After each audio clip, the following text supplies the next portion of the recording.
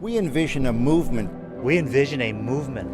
We envision a movement of God's people. A movement of God's people. God's people who choose daily to promote healing in marginalized communities in the name of Jesus. In the name of Jesus. In the name of Jesus. Susan, thank you so much for doing this. Our friendship is really important to me, and it's been a big joy of mine to get to know you over the years, and I just want other people to know you like I've gotten to know you, which is hard to do because you're kind of a private person. Quiet anyway. So I appreciate you allowing us to come into Esperanza here at the Hunting Park offices and talk for a little bit. Good to have you with me. Yeah. So just a little context for people. Susan and I, we spent the day yesterday, went down to Washington, D.C. and spent the day with Janelle Getchis and our friends at Christ House down there. Mm-hmm. It was super helpful to have you there. And great day. It was a great day. It was inspiring. What were your takeaways? Did you have any, did you have some time to think about it last night? I did. One of the things I was thinking, because we had that conversation about community, was how much it moves me to meet them. I've never met them before. And yet, because we're doing similar work, our hearts are in similar places. It just felt like going home and being with family. And I really love that. And yeah, I feel like that's a really important part of CCHF, and it's a really important part of doing ministry in general, is just being around people where you can talk together about what God's doing and kind of together clapping for God, what he's done in his world. So it was good. It was super encouraging. Anyway, we may talk about that a little bit more, but if you don't mind, I'd really like for you to kind of give us just sort of a brief summary of like you were not born in Philadelphia. Talk a little bit about your journey through childhood and getting here a little bit. Sure. I was born in South Texas. My family in the San Antonio area, and then we moved as a family a couple places and ended up in Pennsylvania. Eventually, my whole rest of the family moved back to Texas, but I was in college and went to Grove City College. I was an engineering undergrad, which is funny. I got time to graduate, and I realized I don't really want to be an engineer. My father was a little bit disappointed in that, but I ended up going into hospital administration instead, which was perfect. And actually engineering degrees work well in that way. And so I went from there to being a junior administrator at York Hospital for a few years, and then ended up moving to New York City, where I worked in a large teaching hospital, St. Vincent's, for about 12 years. Why does engineering lend itself in a friendly way towards hospital administration? Because it's very logistical, and it's a bit scientific. How do you do the best thing in the best way for the least amount of money? Yeah. So maybe in a hospital, we'd be thinking of how many ambulances do you need to cover the city? Instead of how do you make a better steel that, holds up against winds and buildings. So, just what the content of what I was thinking about was more based on people things. And and I think now still there's so much about running a health center that has to do with the best way to do it, to get a patient with a doctor at the right time for everybody, at the least amount of cost. And so, there's a lot about engineering that works for healthcare. That's cool. So you got to New York City, and I interrupted your story. Yeah, so in New York City too, I never really, I didn't ever want to go to a large city. I was from small towns all along the way, but I ended up really enjoying being there because, the whole world's in New York City. And so that's, I think, where I started to really begin to appreciate people that were not like me and different cultures and that sort of thing. So in New York City, I ran a few different departments, and one of them was a clinic, which was a teaching place. And we took care of people who didn't have primary care doctors. So that's sort of got me a little bit more engaged in the actual healthcare. I started off in the planning section, so that was a little bit more administrative. while I was there, I'd been there 12 years, and there was the hospital actually did end up going bankrupt. But in between there, it was starting to do poorly, and I felt like some layoffs were about to happen. And I was taking one class at a seminary just for edification, I guess. And I said to my friend, I think I might be about to be laid off. I was a vice president there. And I said, I want to try and get a good package. And she said, if I didn't have to work for a bit, I would just go to seminary full time. And I had never really thought about that. But that did make me think, I wonder if I could just spend some time learning God's word. So I did get laid off, and I ended up moving to Philadelphia to go to seminary. Yeah. Like, were you, the idea that you were even thinking about seminary or going to seminary and taking a class for edification, like when did you were you raised in a Christian family? Did you, like, when did you come to a place where you began to really seriously follow Jesus? I grew up in a family that went to church, but I wouldn't say that experience showed me a lot about an actual personal relationship with Jesus. But when I was in fourth grade, they give all the fourth graders Bibles in that church. And I remember the pastor handing me the Bible and saying, this is God's word for you. It's a book for you. And I took that serious. I just took it at face value. And I went home and I started reading. I remember it was the book of John 14, let not your hearts be troubled. Believe in God, believe also in me. And it was just so beautiful and so loving that. And in the Bible, I saw that people talk to God. And so I started my own little relationship with God from just reading his word and praying. And it was very comforting because our family did have some troubles as we were growing up. And so I didn't feel alone when I took walks and talked to God and read that he was a comforter and that he loved me.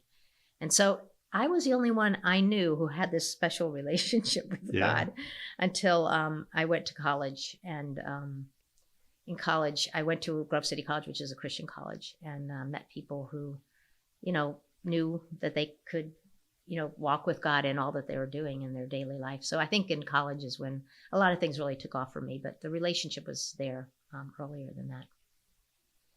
Yeah, that's so in Grove City you got really serious. Did you when you took your job in New York or in York and then in New York, did that feel like answer to a calling to you, or did it just feel like the next step in a career? Or it mostly just seemed like a next step in a career, but because so many of my friends that were in school with me went into industrial factories.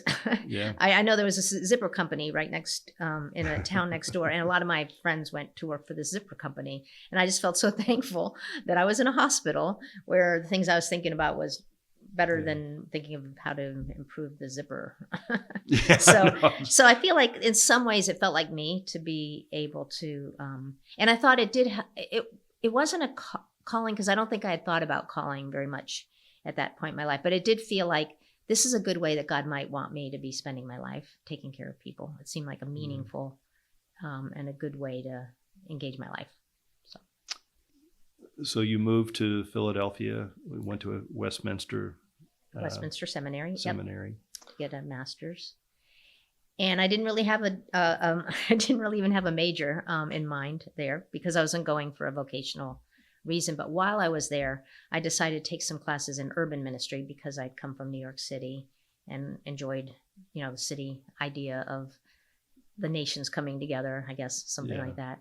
And while I was there, I did got to study under Pastor Manny Ortiz, who is eventually became my pastor. And I remember in seminary just really seeing how I seen verses about how God loved the widow, the alien, and the orphan in a way that I never had noticed it before. And so if you start noticing that and then continue reading the Bible, it's just everywhere. And so it really started kind of impacting me. Like, it was so fresh. even though I'd read the Bible, I think straight through 12 times before I went to college, seminary, it just was alive in a new way when I was there. Also, we learned at Westminster to read things in the context of the whole way God handles people, lives with people, deals with people, loves people, instead of verse by verse, kind of like a covenantal view of things. And that meant a lot to me. And I realized he's at work in our world even now. So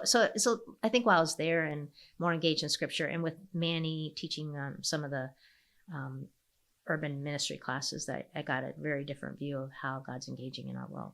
So it's pretty cool. Yeah, I'm personally this year I'm going through a structured Bible reading, to read the entire scripture, the entire Bible in a year, and I've done that many times over the course of my 50 years walking with Jesus. But it's been a few years since I have, and I thought I'm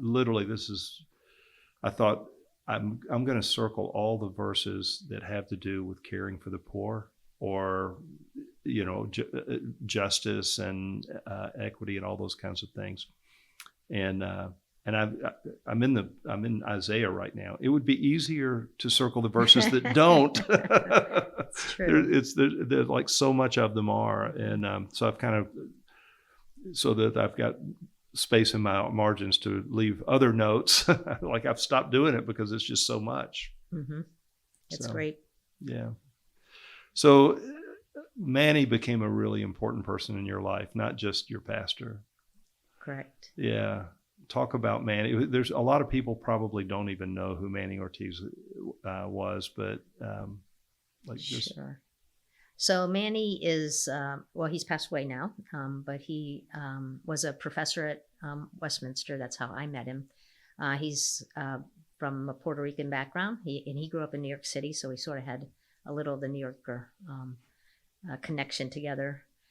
And he became a Christian when he was about 30. He was used to run a bar in New York City, and kind of came to God fairly dramatically. Yeah. And he was mentored by an African American woman named Elizabeth, and he named his daughter after her. And he became a Christian, and really, I met him 30 years later after that, and just completely, sold on God's kingdom come, his will be done here on earth as it is in heaven. And so he started a little church here. I think he had started a church in Chicago. He had been there before he moved to Philly to go to Westminster. But just really, he always had a deep desire to see people in ministry and doing something that God had put in their hearts. So he was always fanning into flame or planting seeds. And what I loved about him is that he didn't feel like he had to orchestrate it. I think he could just allow God to flourish in a community like this. Mm-hmm. And so he has a church down here, and he ended up starting a Christian school. There's a legal clinic, and I believe he was actually on the board of the very first board of Esperanza Health Center. Mm. So he had his roots in that as well. And when I had to do some sort of internship while I was studying, and he sent me to Esperanza. That was my first time to meet people here. I think I did a little billing project with them. But he just, again, wanted to just open people's eyes to see, what God might be able to do. And I think what was different about that than, my relationships in churches before was, he really believed that God is at work every day, and mm-hmm. he expected God to show up all the time. And so that, just knowing that God, it was what I had an inkling of when I went to seminary, but to be able to know that God was actually engaging with us all the time here on earth was pretty cool. So in between my 2 years at seminary, I ended up going to Nigeria for a summer. And I remember some people at Westminster were going. They were going to help a seminary over there, and I had nothing to do that summer. And I remember writing an email to Manny asking what he thought about it. And of course, he was so excited because that's just the way he is. But when I was in Nigeria, it was really, that was also life-changing for me because I saw God looking very African. And so, the culture over there is so different, and yet everybody was engaged with this loving God who was at work in their country. And I think I really came back with this bigger picture of who God is. It doesn't look just like Susan Post before or how she read the Bible as a 10-year-old. Yeah. It looked like fully integrated into the Nigerian community. And I think I came back from there and just thought, I think I want to be multicultural in some way. And that's where I remember I didn't even know Manny had a church. Really? He was just my professor. Yeah. And I said, do you know any multicultural churches where maybe I could worship for my next year? And yeah, he's almost like the father of yes. multiculturalism. And so he told me of a Black church he thought I might want to go to. And then he goes, and then, yeah, I have a church too. I'm part of a church in North Philly. And so that's sort of how I got connected into this community. Yeah. And actually we're at your Hunting Park facility, which is directly across the street from Spirit and Truth Church, where Manny was the pastor. And he became kind of a father in the faith to you in many ways. Definitely. Yeah. Yes. To many people. Many people here seem like my siblings to me because we all, many of us grew up under his teaching. And, again, everything he said and did or how he directed us was to really think of what is God doing at the moment and how can I engage in it rather than what am I going to go out and do for the Lord or even how am I going to succeed at something like healthcare. It's like, how are you going to walk with God and what God's doing about health in the place that you are, North Philly. So. Yeah. I didn't know Manny. I didn't ever get to know him. I only know him through you and through two of his children who have been on the board of CCHF at different times, and then sort of vicariously through my friend John Perkins, who was a huge fan and a dear friend of Manny's as well. And I'm sad that I didn't get to know him. He died in 2017, I think. That sounds about right. And that's, we've known each other for 15 years or so, but I remember when I heard that Manny passed away, I think I saw it on social media or something. And my first thought was, Susan's got to really be grieving. And I think I reached out to you, and our relationship has kind of deepened since that time, because I think that was a big void in your life. And not that I don't feel that in any way, but I've just come to appreciate, sometimes you see, something by the imprint it leaves, and I see his imprint in your life. Thanks. It's an honor to him. What do you think made, like, you've talked about Manny just desiring to see people released in ministry, not feeling like he had to direct or control it, but just recognize it and empower it. That's a real gift. What are other things that kind of made Manny, like, what stands out to you, or what are the things that you hope that imprint looks like in your life from him? I think, as I said a little bit before, this expectation that God is here and he's doing something. And I think the way he taught too was that, God, he is restoring the world. And that sounds kind of bland, I guess, that he's restoring things. But the idea that he doesn't throw us away when we're broken, that he is actually working to make a new me and transform me. We're talking about reading the Bible, and I remember reading Ezekiel a few times before, and I found it one of the most boring books until I several times after reading it and seeing, that God would put a new heart in me, a heart of flesh, a heart like his. And I think Manny was always striving to put that before us, to be able to find a heart that God's giving us for one another. He was also very much not taking credit for what God was doing, and also expecting that God will work in everybody or anybody, and so that mutuality in ministry, he often called somebody in the church the night before to ask them to pray that he could preach well. I mean, he's just very humble in that way, and he expected and thought that ministry should be done in that way.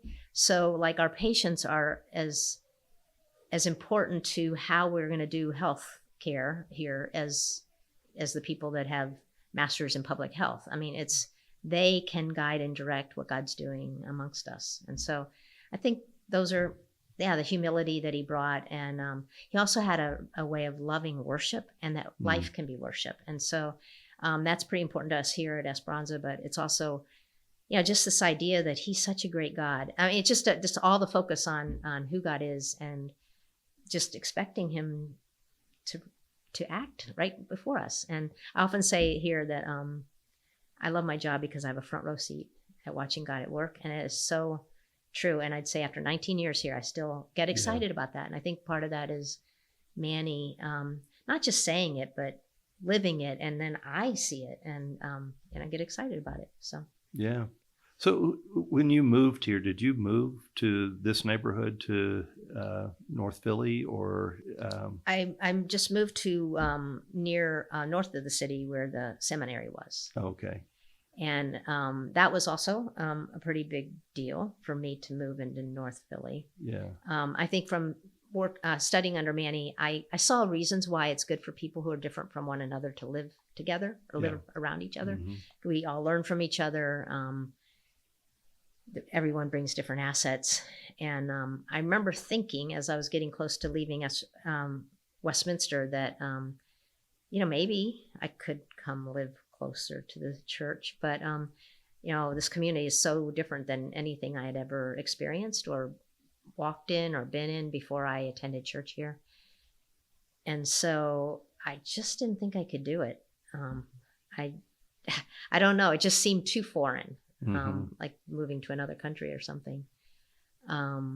But as I got closer to graduating from seminary, I got more anxious about what am I going to do, and I prayed a lot more, and I felt like God just said, I'd like you to go live in North Philly.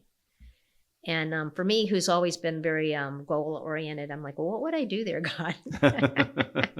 And I just sensed. I mean, I didn't hear his voice. It was a sense of just go and you'll know more later. And so I didn't come knowing about Esperanza at all. I came partially because the church was here. I found a house to buy that's right around the corner from the church, because I felt like as I get to know people here, I would want to be able to offer them a walk over to the church. And so others were in our church were beginning to move in, people who didn't live in the community already. Manny was very much talked about just the power of presence together and proximity. Yeah, I think proximity is probably the biggest thing that I've learned from him and from being around here. There's just so much you see when you're close enough to see it, and it changes the way you're thinking about what the community looks like or what God is doing. And so, so I ended up moving down here. And actually, when I came down here, I remember after deciding to move, the next week when I drove down to church, I hadn't, started looking for a house yet. But the next week when I came down here, I didn't see the danger. I didn't see the trash. I didn't see it as a dirty place like that. I had thought that those are the reasons why I couldn't come. Instead, I just saw people all over the place. There were women, walking with kids in strollers, and kids playing on the streets. And I just thought, there's people here. There's just people, loads of people. Yeah. And so I felt like God was saying, these are going to be your people and you're going to be their person. And it was sort of like an arranged marriage or something. And it was just really great. So I think my calling maybe was, I don't know if I'd say to the geography of North Philly, but it was definitely to something I didn't really know much about yet. But he was sort of putting my hand in the hands of the people here. So that brought me a lot of joy. I felt like I'd won the lottery being called to live here. Yeah, it was very, very much a lot of joy in that. So. There's so many people. We were talking about this yesterday. We were with Janelle Getchus, and she and her husband moved into Christ House, which was designed as a respite care facility, and then later a long-term housing facility for homeless men. And they moved their 3 children into Christ House, right into them. And they'd moved from a really nice suburb of Washington, D.C. to move into there. And then, what did she say, 12 of their staff people also live Right there. Mhm. right there in Christ House or in one of the other facilities that there's 4 or 5 facilities that they own that are all really focused on, care for homeless men. And,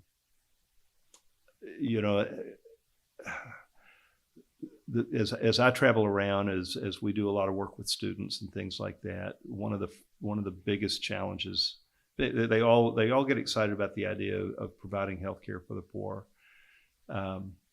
But then you say, well, you should at least pray about or consider living among the people that you're serving. And which was not really what you were called. Like, you weren't serving those people. Right. Yeah. You just felt a sense of excitement and a calling to move into a place that was very, very different. Right. I mean, the one thing that did make sense is I was moving to a place where I was worshiping and in a sense in a church community. Yeah. But yeah, it was a little surprising, I guess would be the word. Yeah. And yet I think from being in the church, I did feel a desire to be more engaged in what God is doing in this place, this part of the community.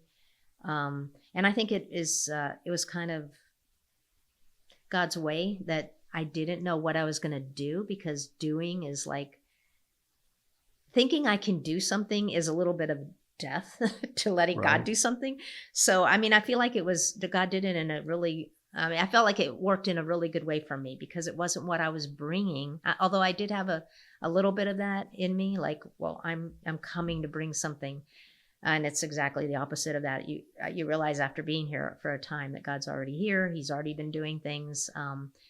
And he had a lot to, I felt like in retrospect now, I realized there were a lot of things God wanted to teach me and show me, and not because I had this huge deficit, but I did, of knowing how God works, but because he delights to show me that. And so I feel like, I thought I was making a decision for God to do something, to give him my life, which I was, but it was not for the things I do. It was for getting to know him and to be with him and to see him at work in this neighborhood. And he hasn't disappointed me, that's for sure. I don't know. I don't know how to teach or impart that to other people, but it's a real thing, isn't it? It sure is. I think there's some parts of that can be taught, and looking at scripture, seeing how Jesus related to people. I mean, Yeah. that's exactly that's something we can teach to each other or raise up and study. But I do think the proximity part is really important. I mean, there's things that, they say a picture's worth 1,000 words. There's things that you can hear about, but when you see it, it just causes you to realize that your preconceived notions about it were not really real, or I don't know. They were biased in some way. And I've talked about this a few times in different places, but the idea that any kid can go to college if they just try hard, work hard, because that's what I was taught. And, I see kids in this neighborhood that are very clever, very smart, but they're in schools where, there's just not very high quality teaching going on. And that's not all. Can't just blame the teachers on that either. I mean, there's just a million things about the structure of life that when you start to see it close up, you realize, you were making judgments about it in a way that were uninformed, really. And so I think there's a lot of things about how God's at work that I was uninformed about because I only saw him in one way, or suburban type living. And to see him here opened up so much more for me. And so I'm grateful for that. Yeah. When we were with Janelle yesterday, she was sharing a little bit about their story and about how they had lived in, I think, Columbia, just outside of Washington, D.C. And she described it as a place that was perfect for children, that there were all these trails and play areas and everything a child would ever want. It was a great place, a perfect place to raise children. and that she and her husband were working in the Adams Morgan community, Columbia Road community where they are now, and working mostly with people who were unhoused and living on the street and things like that, and that she and her husband felt a fear that their children were not going to get to know the kind of people that they were spending their time with, and their children were older. I thought that she had children when they moved into Christ House, but she told us her son was maybe Teenager. maybe early teens or preteens or junior high, like junior high age when they moved from this pristine, perfect neighborhood designed for for children, families with children, into a neighborhood where there were a lot of street people, and just like in her kind of economy, because of her experience with the people she was working with, and had come to know serving their needs. She felt like, my children need this, like this is important for them. So when you moved here, I mean, this was a very different neighborhood from you, but you were a very, very different neighbor than your neighbors were used to. Were you received right away? Were there challenges in that time? It's funny. I remember the first time I walked out of my house. It's after I purchased it, but I wasn't living in it yet because I was fixing it up. And I remember meeting my neighbor Letty across the street, and she was very friendly, said hi, and then she goes, "Did you buy that house?" And I said, "Yes, I did." And she said, her first thing she said is, "Are you going to flip it?" And I just thought that was interesting, that her first thought was that I would be wanting to take, I don't know if that's taking advantage, but I would want financial gain from the fact that I purchased that house. And I just thought that was very interesting. I feel like my neighbors have always been very, very friendly to me. I'm a shy person, so it did take me a while. I remember it was years before I sat on somebody's porch with them here. Really? And I actually do want to say that to people who are thinking of moving in. Like, it's not going to be instantaneous. No relationships really are. And I'm a shyer person, so it takes me a lot longer. But one thing I notice is, if you say hi to somebody on the street here, where I came from, you didn't really talk to people as you passed them on the street. If you didn't know them yet, you would just walk on by. But here, everyone says hi, and it's actually kind of, I learned to do that early on, that would be a good way to be a good neighbor or whatever. But the more I did it, the more I realized, as I lived here longer, that that's such a humane way to treat. It's a respectful way of treating each other. I started doing it just because that's what they were doing, but then I grew to just really love that and see that the reason they do that is because are human beings walking by, and we should acknowledge people, and that's a nice asset, or a nice perspective that our community has here that my community didn't have. So, like, there's a lot of things I've been gaining since being here. But I did have one neighbor, Mr. George, who lived 2 doors down, and he kind of took me and my roommates in under his wing to help us learn more about the community. So that was very, very helpful. And we used to do things with other kids in the neighborhood, and he would like round everybody up. We used to have Friday night at the movies. Between his house and my house is a vacant lot, and I would get a projector. I'd bring it home from Esperanza, and he would find a movie. Usually they were movies that were in the movie theater at the time. I don't know how he found them, but and then he and his wife would put out all these chairs, and they would make popcorn, and the kids would come and watch the movies on the side of the house, and the parents would, kind of come around and have some time of enjoyment together too. But so he kind of showed us a lot of those things, and he became a very, very good friend, almost like family. And so I feel like, it was they were pretty welcoming, but we were all very different. I also remember having a Christmas party, and we invited the neighbors, and I think it was to start at 8 or something, and then Nobody showed Nobody up at 8. showed up at 8, and we had no idea. We didn't know Yeah. how to throw a party. And now when I think about the party we threw, it's so different than the parties Right. that are here right now. But they did end up coming, and they all brought dishes, and I just felt like that was very nice of them. Yeah. So I don't know, lots of fun we have on our block. Yeah, the community that Victoria and I moved into, which is very similar to Wingo Hocking here, Uh-huh. but the parties usually start out in the front yard and then they move into the house, Uh-huh. as opposed to everybody come in to my house behind a closed door. But anyway, yeah, it's very different. I have a grill to cook out for cookouts, and my grill's in the back of the house, but everybody Wrong. else's grill is in the front of the house, and that's kind of cool. If It the front of the is. house, it's more you're part of something bigger. Oh yeah. So somebody told us that we needed, when we moved in, somebody told us, if you have a grill, don't you put it in the backyard, you put it on the front porch.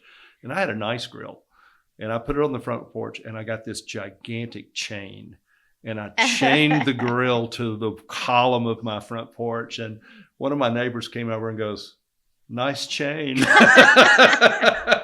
I could see that. Yeah. So anyway, we do stupid things, don't we? Nobody ever stole grills off of people's porches, because everybody had their own already. Exactly. But so you moved here. You're a single woman.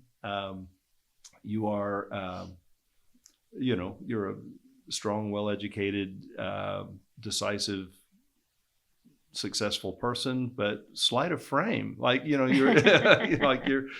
and you moved in. You said you had roommates. Did you have how did that conversation go? Like, hey, I'm going to move into the hood. You want to move in with me, or like?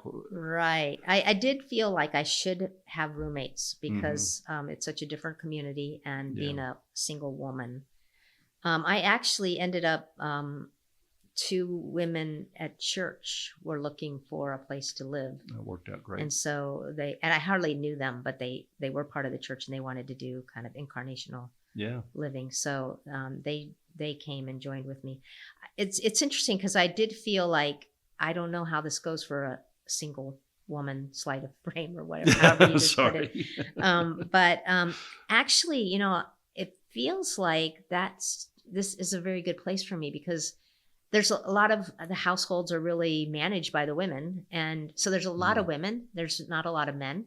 A lot of the men either aren't in the homes, or unfortunately, there's a high death rate amongst young men in my community, or incarceration. So the women are like the strong part of the community, and the children. And the children are also a way that I got to know people, because they like to hang out with me, help me water my plants and things like that. So I feel like doing ministry as a woman here was actually a really good fit. So that surprised me. Yeah. You never felt particularly vulnerable or threatened or anything? Yes. That's another thing. I think my family made sure that I had an alarm on my house, which I think was wise. And I feel like mostly people ask me, well, are you safe? Do you feel safe? Right. Is it a safe place? I remember my brother saying, it's not too close to Temple, is it? And, and it is very close to Temple, but I guess he'd heard about that community. But that's another aspect of how does God look at the community that changed because of proximity for me. I realized that there's children here, and is the question, is Susan safe, or is the question, are these kids safe? Yeah. And so, I was kind of like, it's just, if you're always thinking of how it goes for you, and you're not the main storyline.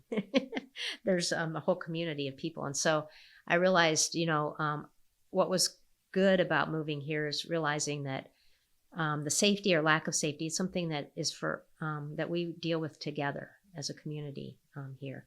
And so safety comes from knowing your neighbors. I think there's a real sense of every kid belongs to all of us here. And so if a kid's missing, we're all looking for a kid. And maybe that happens in other communities But here it happens whether you knew that kid yourself or not, or if you knew that family or not. We all look to make sure we can be as safe together as possible.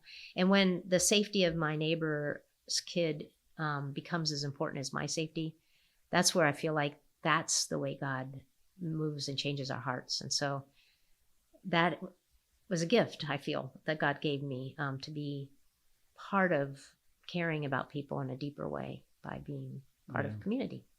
I love what you said, that you felt like God was saying, these are going to be your people and you're going to be theirs.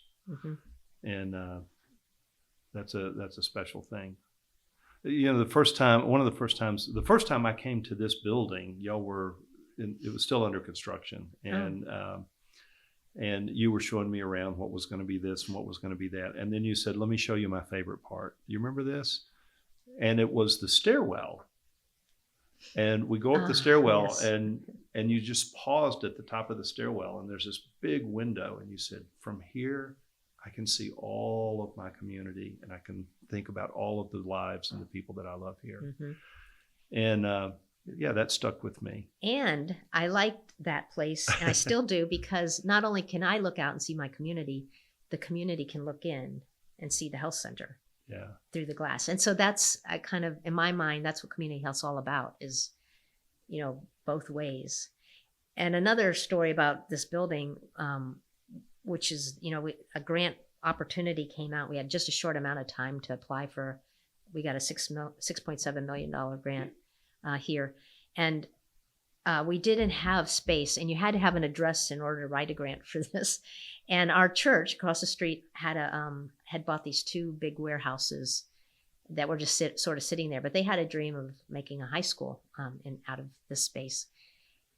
And the only way we could apply for the grant is if we had an address that we could develop a plan for. And so I called Manny at the church and said, would the church consider sacrificing their desire for a senior high building school for the idea of a health center? And they talked, and immediately they said yes.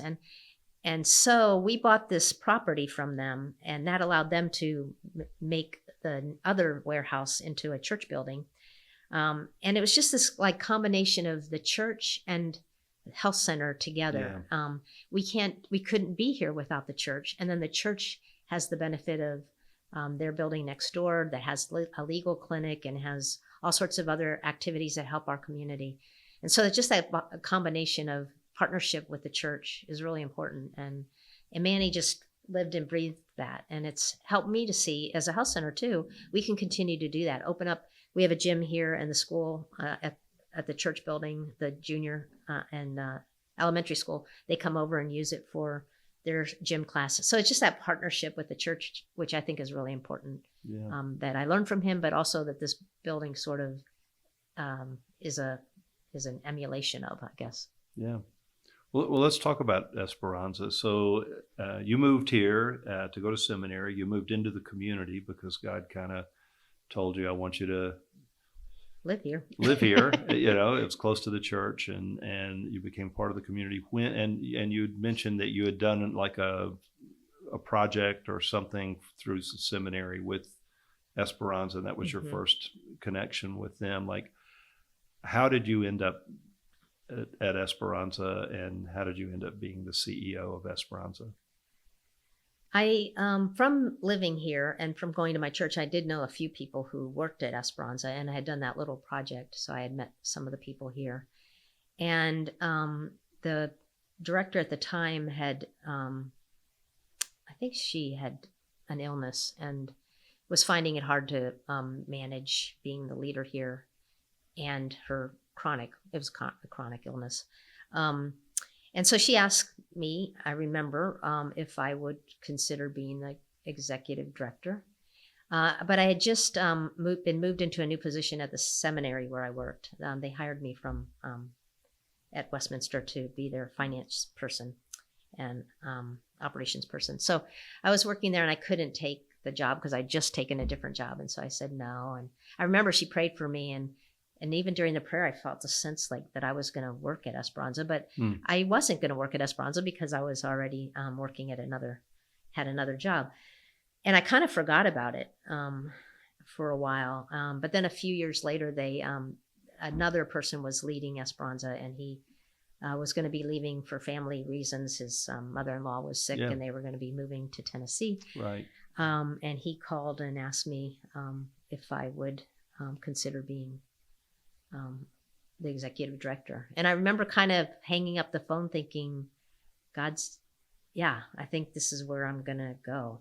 And I was very nervous for a couple reasons. One, I had heard that Esperanza was famous for not for people working when there was no money to pay them. Yes. And, I thought that's one thing for me to make a decision that I would work somewhere where if there wasn't enough money, I would work without the pay. Yeah. But the idea of holding other people's, families, having to run in a way that would provide well for families was a burden that was a little bit scary for me. But I felt very much like it was the right place for me to be. When I was leaving the hospital and I was taking that one course, I remember that night when I was thinking of being laid off that the professor talked about King David, and how God had done all these things in his life to prepare him to be his king. Mm-hmm. He had given him bravery as a shepherd. He had put him in the courts of King Solomon. I think he played for him, and he learned government. King Saul, sorry. Yeah.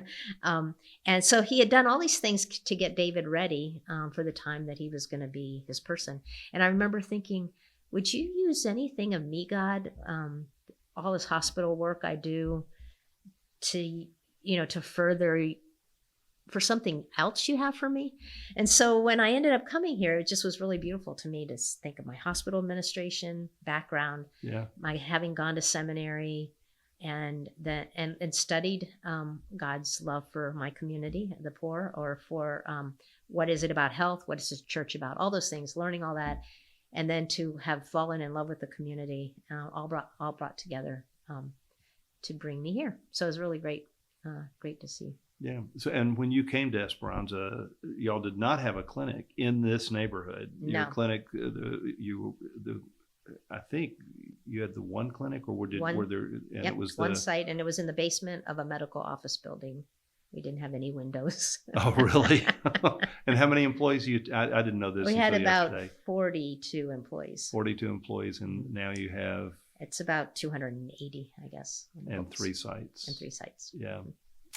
Was the medical office building, was that in the Kensington area then, or? No, it was sort of between Kensington and the building we're in right here. And it was the basement of Cancer Treatment Centers of America. And they actually needed the space for some other things, so they were evicting us at some point. And that's where, yes, actually, we needed space kind of quickly, and we found space in Kensington. And even that was also a little bit, it was definitely God's doing, a little bit, not just a little bit. But I remember it's not exactly where all the Latinos live. It's just a slight bit out of it. And I remember, some people were not sure if that was the best place for us, because it was fairly dangerous at that point in time too. But I remember one of the medical assistants who did our devotions the morning before we left, and he said, Kensington, God led his people to the land of milk and honey. And if God is putting us in Kensington, then Kensington is our land of milk and honey. Wow.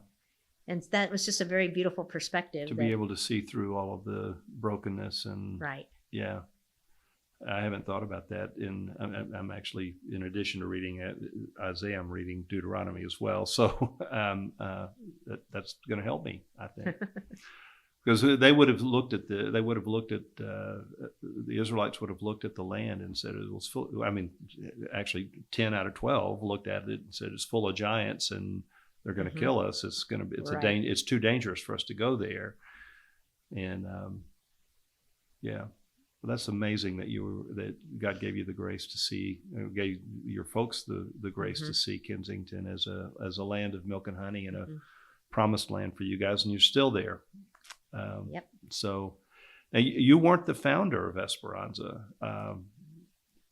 In fact, you weren't even the first or even the second CEO of Esperanza. so many times we see ministries that are founded on the deep conviction and values and missional calling of a particular individual who was strong enough and bold enough to pioneer a work, and then as they slide out of leadership in that organization, so many times we see a drift of mission. Like, how has it been for you to come into some place that already had a foundation laid and build on that foundation? I didn't meet Carolyn Klaus. She was our founder, right, until I had been here a couple of years. But I knew of her. A lot of people knew of her because her story of commitment to what God's doing and building his kingdom here in North Philly was something that I had heard about. There's a book that she wrote called Prescription for Hope, and I had read that book. So there was she was a legend in some ways here in North Philly. And, she sort of started Esperanza in response to wondering what could she do to be part of God's building his kingdom here on earth as it is in heaven. And she was a doctor. And, she sensed that she should look to see where would God want her to be a doctor for him. And she realized that North Philly was a place where there aren't enough doctors. No one wants to move into North Philly. And so she decided she would build a practice here. And as she started doing that, she realized that her patients didn't have enough. They didn't have enough help to make it to their different appointments or to be cared about. And they had such big needs, I guess, what I'd say.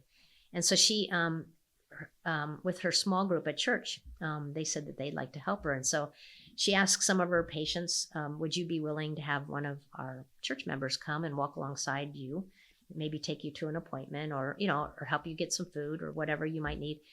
So her church people started getting attached to her patients. And she realized after doing that for a while that the patients that had church people attached to them were getting better faster, actually healthier faster. And it's, because they were connected and they were able to get to their resources. Yeah, right. And they were being prayed for by people in the church. But she also noticed that people in the church, her small group that was helping, they were actually getting healthier spiritually because they were participating with what God was doing. And so when I read her story, when I think of what it took for her to do that, I feel like she had so much courage, and I always was in awe of her. Like, I don't think I'd have the courage to try putting together a health center in a community like this. And when I finally met her a couple of years in, I just, I was so honored to get to meet her, and so thankful for what she had done. But then she said to me that when she left, she felt like she didn't know how to run a health center, even though she had done it for many years. But, she felt like it had gotten too big for her. And so it's just really beautiful that God had planted me in a hospital years before that to have me learn more about how to run a healthcare organization. And she had encouraged come about to bring about a health center, and that God had brought us both at the right time. And so it's kind of a mutuality of admiration between us of how God used her and how God used me. So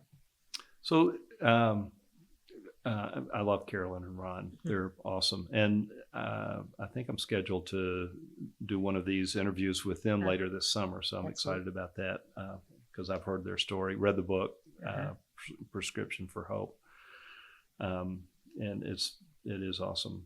But so, you had worked in healthcare in a secular setting, and now you are the director of, and this is 19 years ago, the director of a distinctively Christian, Christ-centered, Christ-focused health ministry.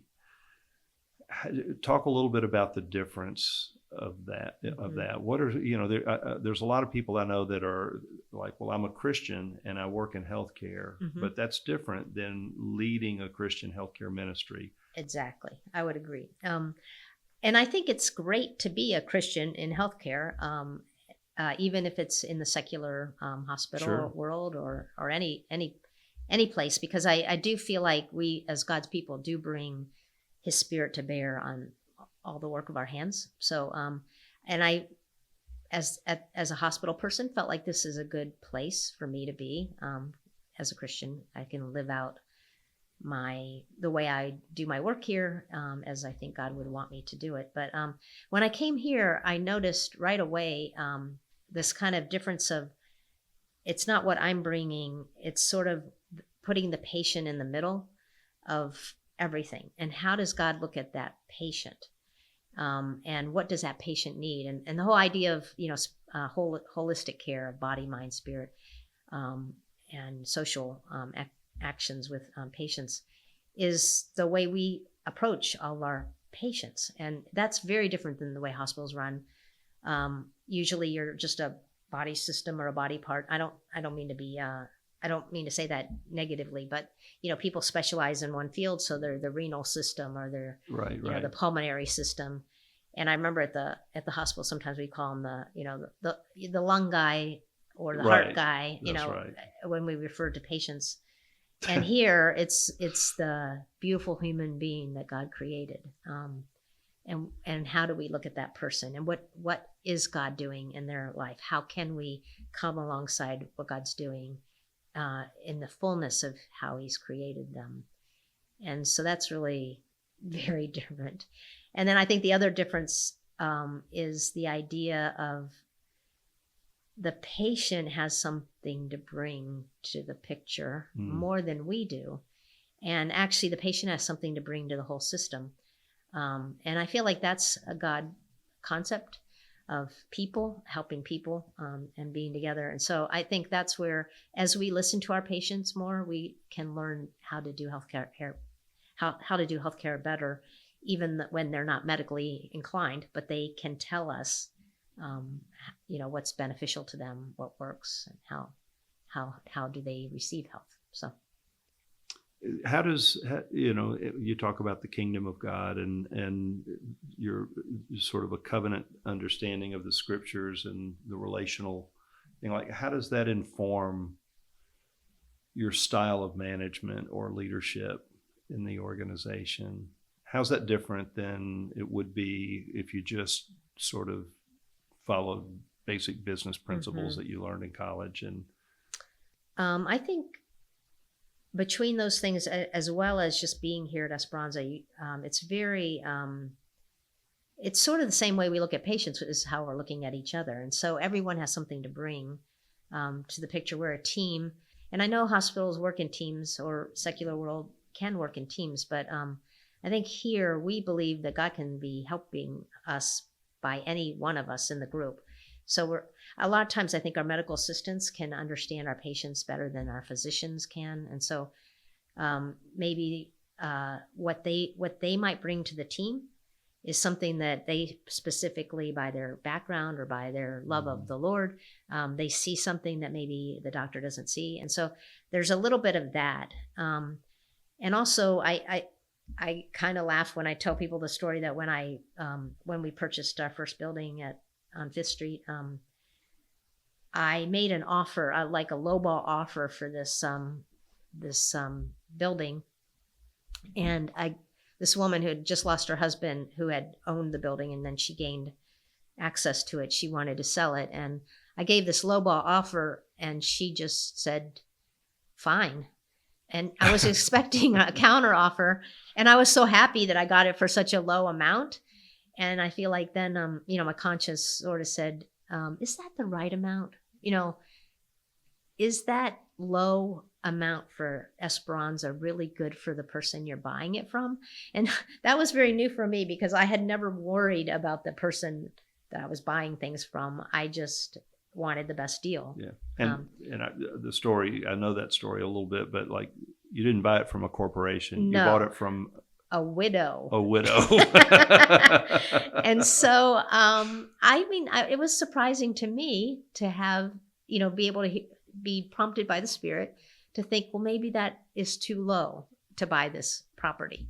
And so I went back and I offered her more, which was shocking to her and shocking to me at the moment, but it was like, yes, there's a right amount, there's a just amount that I can offer her that matches up with the little resources we have and the little resources she has, but that's not taking advantage. And so that's been very different for me to learn business, looking at both sides of the business deal rather than just the side that I'm responsible for representing. And so it's crazy in some ways. How did your board feel about your counteroffer that you countered more than she had accepted? I know your board, and it's a great board. Esperanza has always had a really, really strong board, and I know they're people of faith. But I feel like we are receiving from God whatever He's bringing to mind. And so when we have these conversations, I think we're generally able to land like, yep, I think that God probably has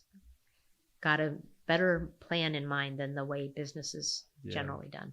So I definitely want to do a follow-up interview with you. And really, like, this has been fantastic. I think I'd like to come back sometime just to talk about leadership, because I've always admired your leadership. And I think we have a lot to learn from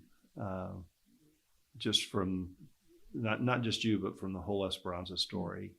But how would you? Is there a way you'd like to end this conversation? Is there something that you wish we had talked about, or is there something that you would want to share that would be an encouragement to the people who are going to listen to this podcast? It's hard to come up with something on the spot like that.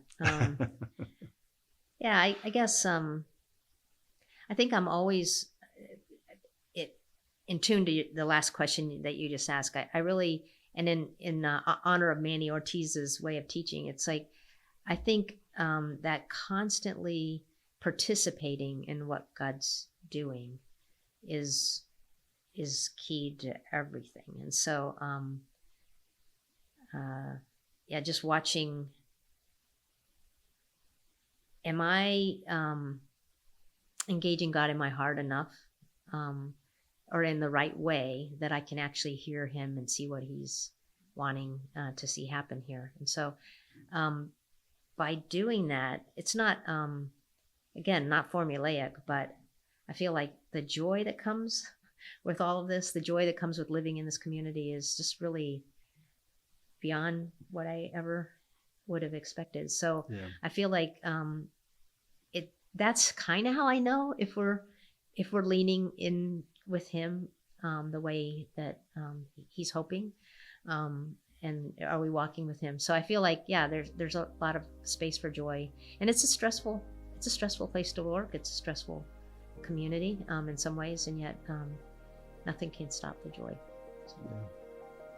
Well, Susan, thank you so much for this. I appreciate your friendship. So. Thanks.